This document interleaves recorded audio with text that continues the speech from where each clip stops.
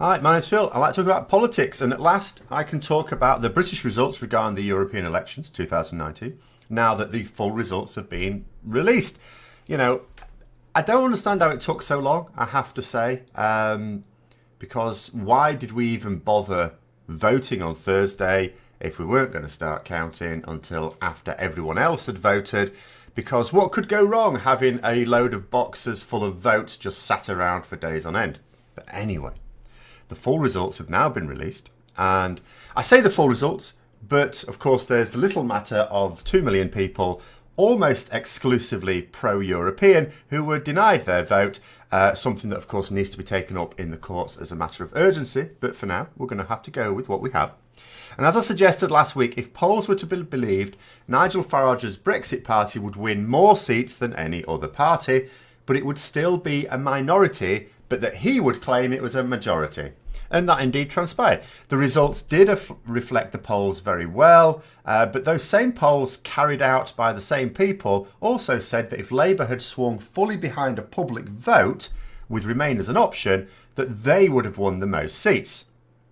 That question would then have been unambiguously settled, because not only would there be more pro-Remain seats and share of the public vote, but the largest party in the European Parliament from Britain's cohort would have been a pro-Remain party. Would have been sorted. Farage would have been shut up almost forever, sort of. So Corbyn has basically once again used the Labour Party to screw the ordinary working folk of the country over again, and people have the nerve to call him a socialist. You know, but let's look at the breakdown. So as expected, UKIP got nothing, and the Brexit Party took all their seats, and a few Conservative ones as well. And that's it. They made no inroads into previously Remain seats. In fact, all the gains were for Remain parties. So grouping the parties into three categories for now, and then we'll further subdivide them. So you've got your unambiguous Brexit, so UKIP, Brexit Party and the DUP in Northern Ireland. You've got the ambiguous ones where some people aren't quite sure what they're voting for, and that's Labour and the Conservatives. And then you've got the unambiguously Remain, and we have, you know, everyone else basically. So what we have is we have 30 seats for the hard Brexiteers and 29 for the committed Remainers. Well, that's not looking great, is it? But those are seats, and the Remain side split their vote far more than the Brexit side. So when it comes to the message from the people, theirs is going to translate into fewer seats, even if they get a larger public share. So what we need to do is look at the vote share. When we're looking for a single message, that's what you need to look at. So when it comes to that vote share, you have 35.7% of voters in favour of the hard Brexit that Farage says is the only form of Brexit worthy of the name. That is against 41.5% who voted for unambiguously Remain parties. Now, I know that not everyone has gone to university to do a mathematical subject, so I'll just let people into a little secret. 41.5% is greater than 35.7%. For the Brexiteers out there. But what about Conservatives and Labour? We can't just ignore those votes. Those votes were probably some sort of message. But they are both ambiguous, because there are some people saying that both of them stand for a form of Brexit. Fair enough. But there are ones going, but what sort of Brexit? And there are other ones who say that although the leaderships of these parties talk about a form of Brexit, inevitably it's going to go no. You hear Brexiteers all the time saying, everything Theresa May has done has been to stop us leaving the EU. So therefore a vote for the Conservatives is a vote to remain in the EU. All right then. And the same thing with Jeremy Corbyn. But the Conservative vote was on a commitment to May's withdrawal agreement. Remember, she hadn't resigned at that point. But it was also on a commitment to push for Brexit and oppose another public vote. So I would say that it was a vote for Brexit, albeit a softer one. But Farage says that it was not Brexit at all, and that it's no better than remaining in the EU. So he doesn't want the Conservative votes adding to his tally, but I think they should, and it's my video. So we're going to add the Conservatives to his side.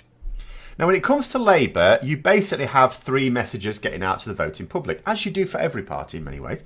One is from the leader, the national leader. He's the one who organises interviews in the national press and the national media. We all know he's a Brexiteer, but he can't and won't say publicly, so he certainly wasn't campaigning for Brexit.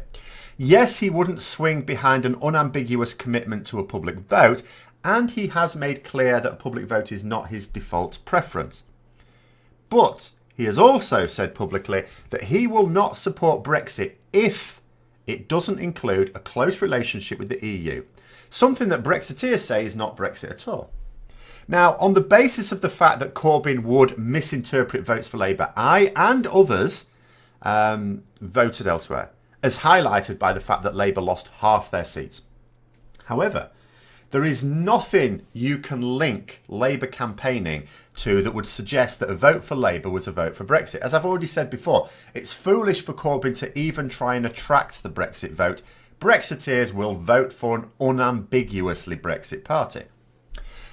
But then there's the other thing. There's other forms of campaigning within the Labour Party as well. There's the actual candidates who get out campaigning and their campaign teams. And every single one of the Labour MPs that was elected this time round, every single one campaigned publicly and unambiguously for remaining in the EU. That was their stance. It was all over their social media. That's how they campaigned in their local teams. Every single one of them voted to not just for a public vote, to remain in the EU. But of course, not all campaigners can get to every voter. So then you have the leaflet that is thrust through the doors.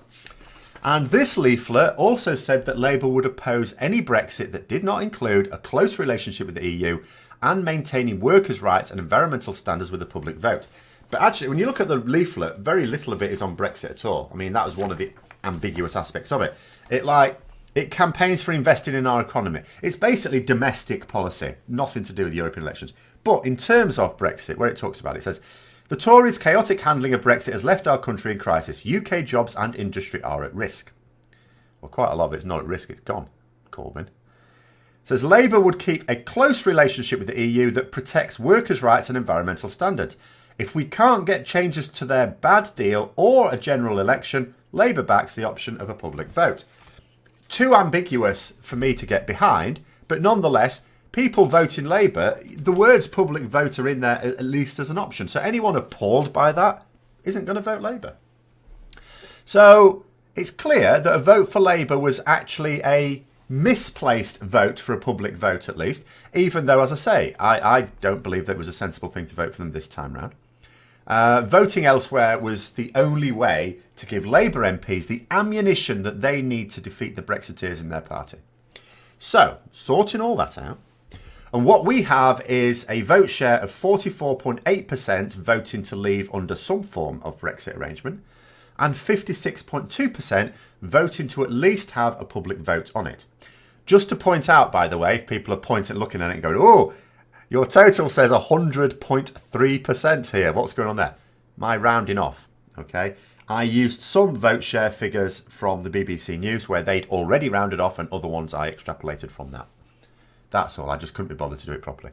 It's close enough. But anyway, then the next thing I want to talk about is this mythical 17.4 million people that originally voted for Brexit. Sure, okay. I'm not saying those people were made up.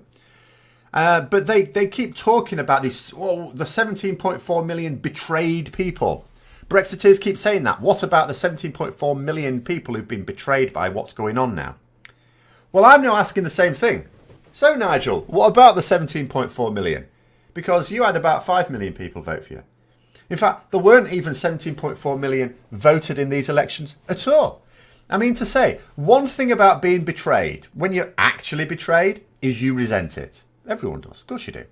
Were I betrayed, I'd absolutely use my vote to fight back, as I did, by not voting Labour for the first time in my post-18 life. So where are all these other supposedly betrayed people then, Nigel? The bottom line is that the actual message from these elections in both number of seats and share of the vote is that Remain and a public vote has more support. And when various journalists, particularly I watched an interview on Sky News, when various journalists have pointed this out to Farage, his response has been to get a little tetchy at the very least. All he can say is that he has more MEPs than any other British party. And even that was only possible because Corbyn refused to swing behind the rest of his party. But each side will of course now say that they've won due to the mess that the bearded one has now created. And finally, again on Labour, because, you know, it is closest to my heart, I have to say Corbyn has conducted yet another act of hypocritical malice in expelling Alistair Campbell from the party. Now, don't get me wrong, I've said in the past, and I still believe, that if you're a member of a party and you vote for another party, you can't really complain if you get kicked from that party. If Labour did that with me, after all, I have publicly said that I voted Lib Dem. I said that I was going to, and I have since done that. I wouldn't appeal. You know, they can just do without my £7 or £8 a month. I would say that they can do without my other donations as well, but let's be honest, those have dried up of late. I'm not donating to them again until, apart from my membership fee, until they adopt socialist programs again. So, on one level, I don't think there's anything harsh in expelling someone for publicly supporting a completely different party, a competing party. However, Corbyn frequently voted against Labour under Tony Blair. And when it was suggested that Jeremy Corbyn at least have the whip taken off him, Tony Blair actually said no. He said no, he represents a bloc of the parliamentary party. Absolutely does my head in. And that is what does my head in the most about him and his supporters. They always go on about Tony Blair being right-wing. Absolutely not. His programme was a classic socialist programme in government. And my only objection, apart from Iraq, but that was a personal failure, not a policy one, was not discouraging part privatisation. That was it.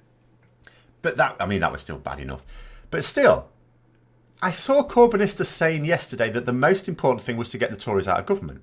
Yes, I agree. That's why we want Corbyn gone. Tony Blair was shit hot at that. They didn't win a single election with him in charge. He used to have Conservative leaders of the opposition, once he got to himself to a general election, crapping themselves for Prime Minister's Question Time. They hated going to Prime Minister's Question Times because he would run circles around them. Especially Ian Duncan Smith, but anyone run circles around him. It was, and this idea that you know, Corbyn is not only sacrificing the workers of this country on the altar of a Conservative Brexit, but he's also silencing and expelling his political opponents. He's a fascist and a Tory supporter. You think, oh, that's a bit mad. He's very, very left-wing. I wonder if he's so left-wing he's actually right-wing now. Because the bottom line is he has been supporting Tory policies. He's also been supporting Tory law-breaking. Why isn't he pushing... He can't now. Well, he can. Why isn't he pushing the Tory leadership in Prime Minister's Question Times on the fact that they've got people, now candidates to be the next Prime Minister, who've broken the law? Courts have said that. That's not up for doubt. They've broken the law. Why isn't he pushing for further and fuller investigations on that? Why wasn't he pushing Theresa May on her blocking the police from further investigating it? Why is he never holding them to account? All he does is come out with a few random stats on things, which are all valid and they're all things to talk about, but nothing on which he's ever going to peg them down. He needs in the public mind to force them to have to say, yeah, we broke the law and we're not going to do anything about it, because they can't say anything else, because the courts have said so. But anyway, I'm not going to go into a full-on rant. I might have edited a little bit out there. I hope you found the video interesting anyway. If you did, don't forget to hit the like button, subscribe for further content, and until next time, I'll see you later.